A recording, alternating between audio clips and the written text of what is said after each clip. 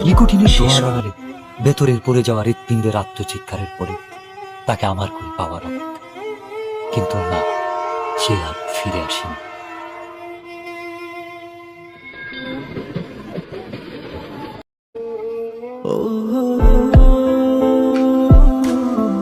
তবে এসেছিল এই পাহাড়ের পাদদেশে আজ থেকে অনেক বছর আগে, সন্তের জেলার সীমান্তবর্তী জেলা শেরপুরের প্রত্যন্ত একটি গ্রাম।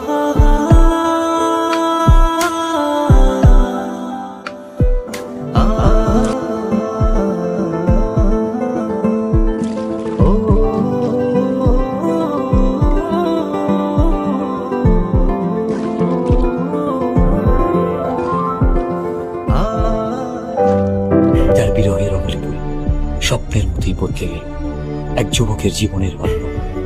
হ্যাঁ, স্বপ্নের মতোই বদলে গেল।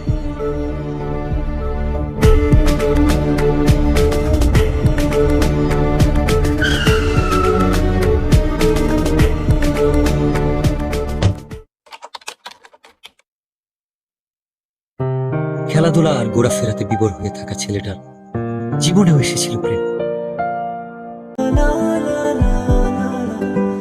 চোখের ভাষায় কেউ যেন বলছে, আমি এসেছি তোমার, আমাকে তোমার করে না।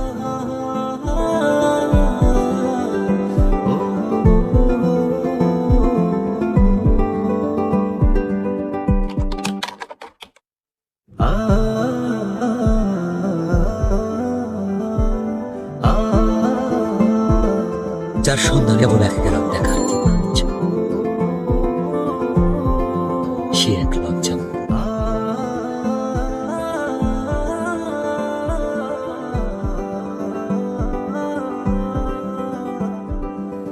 এক অদ্ভুত ভালো লাগা, যার অনুভূতি ব্যাখ্যা করা কঠিন।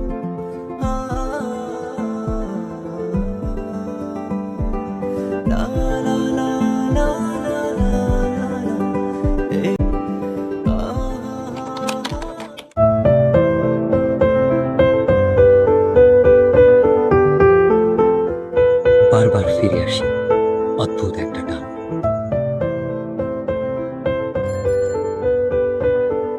কিভাবে বোঝাই তাকে যা বলতে চেয়েও পারিনি।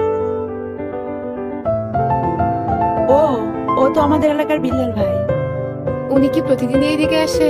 না, ভাইয়া তো এদিকে আসে না। ও আচ্ছা।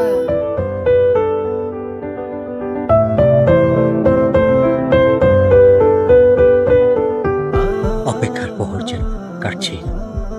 বলতে ইচ্ছে হয়, তবে সুযোগ নেই কাছাকাছি আসা।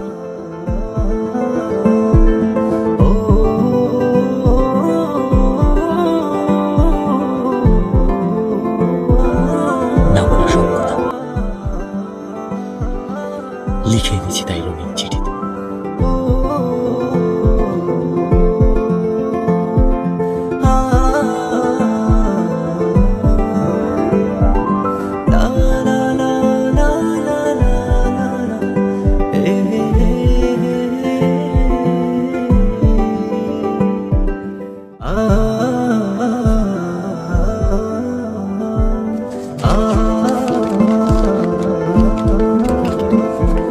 সেই একজন যাকে আমি লিখে রাখতে চাই মনের দরজা,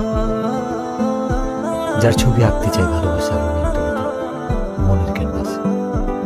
তুমি সেই রমণী যে আমার ঘুম কেড়ে নিয়েছ।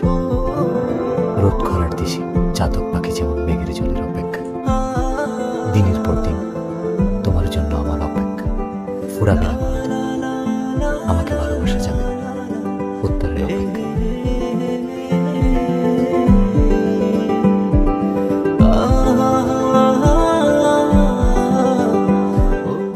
ভর দুপুরে অপেক্ষা, কৌতূহল, উৎকণ্ঠা। আমাকে ডাকছো কেন? একটা দরকার ছিল। কি দরকার? এই চিঠিটা ওর কাছে দিতে পারবা? ওটা কি? ওই যে ছেলেটা আসে। ও আচ্ছা, বিল্লাল ভাই। আচ্ছা দাও। বিল্লাল ভাইয়ের কাছে তো পৌঁছে দিতে পারবো না, কিন্তু ভাইয়ের সাথে যে ছেলেটা থাকে নুসান, ওর কাছে পৌঁছে দিতে পারবো। আচ্ছা, যেভাবেই হোক চিঠিটা পৌঁছে দিও। আচ্ছা আচ্ছা ঠিক আছে।